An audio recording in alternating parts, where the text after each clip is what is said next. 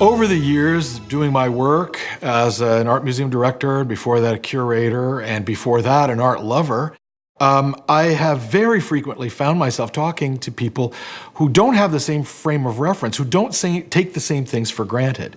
I've boiled that down to 5 fallacies, 5 frequent things that people take for granted that are actually incorrect, they're not true. Fallacy number 1, the fallacy that insists that art must be beautiful, is like saying that movies have to be beautiful, that novels have to be beautiful, that symphonies have to be beautiful. We know they don't have to be, because sometimes beauty is not the way you're going to get your message across. We think about people like Tom Thomson and the Group of 7, or the Impressionists.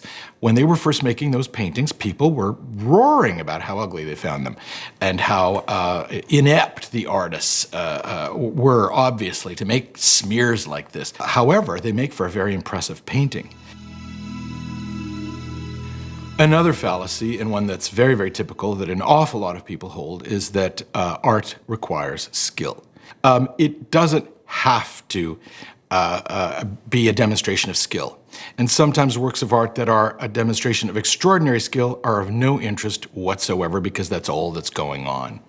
There are also some very, very important artists who weren't particularly skilled, and some who weren't skilled at all, but who are major figures in art history, because intellectually and aesthetically, they were powerful and they made meaningful things.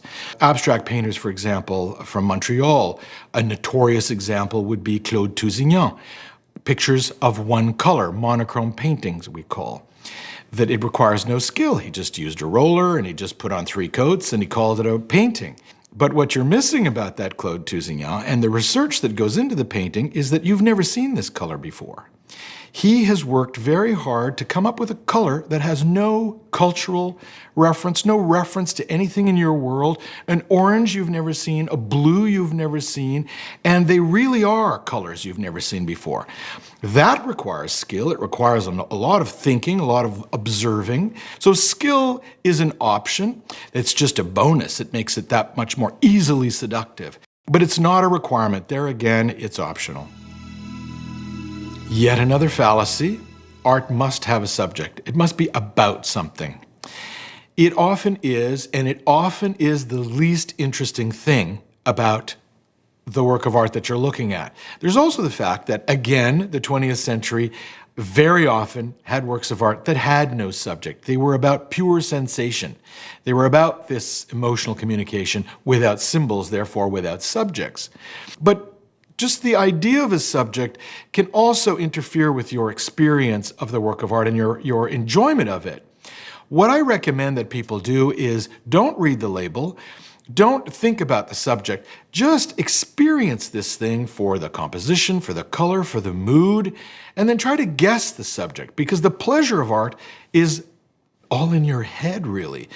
And if you're looking for answers to the crossword puzzle, you're not going to do any thinking and you're not going to have any fun. So you can have a subject.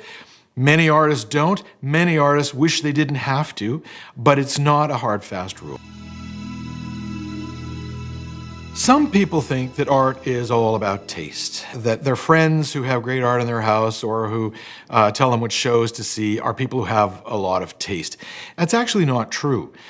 If you're sophisticated about art, it's because you've seen a lot of art and you thought about it and you've been in the habit of looking at art. It's not that you have better taste than anyone else. Your judgment using taste is better applied to your tie, your outfit, the way your house looks, but not a work of art.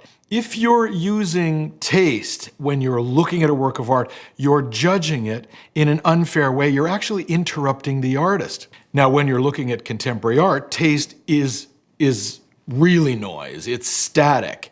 Contemporary artists are not at all interested in taste. They're not decorating your house. They're not making things often for aesthetic pleasure.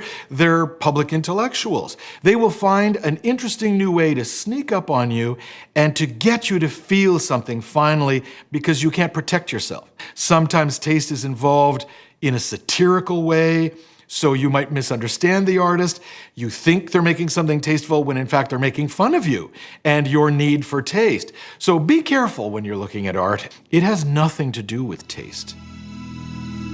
The fallacy that bothers me the most and that I find the most annoying and is quite common is the idea that art is a luxury.